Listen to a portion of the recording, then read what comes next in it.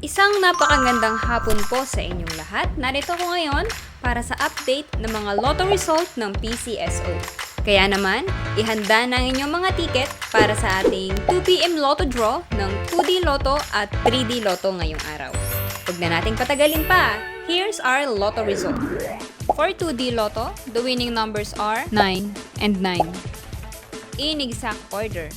Pwedeng manalo ng 4,000 pesos pag nag-match ang iyong mga number in exact order. 2,000 pesos naman para sa Rambolito System Play. Para naman sa 3D Lotto, the winning numbers are 0, 7, and 0. In exact order. Pwedeng manalo ng 4,500 pesos pag nag-match ang iyong mga number in exact order. 750 to 1,500 pesos naman para sa Rambolito System Play.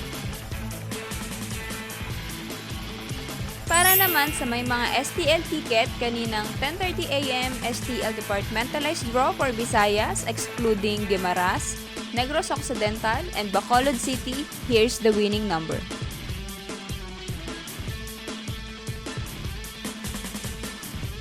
And for 10:30 AM STL Departmentalized Draw for Mindanao excluding Davao City and Zamboanga del Sur, here's the winning number.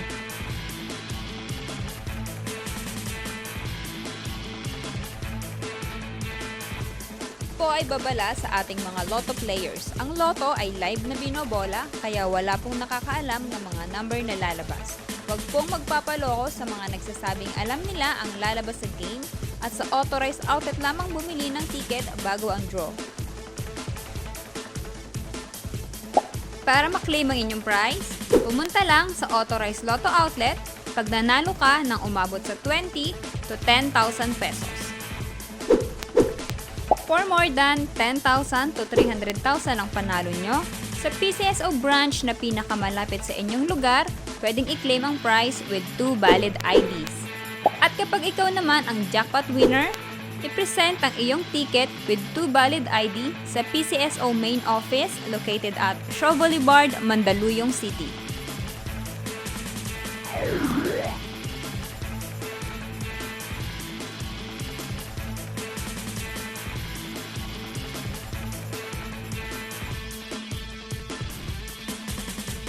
Congratulations po sa lahat ng ating winners at magkita-kita tayo mamayang 5pm draw ng ating 2D Lotto at 3D Lotto. Maraming salamat po.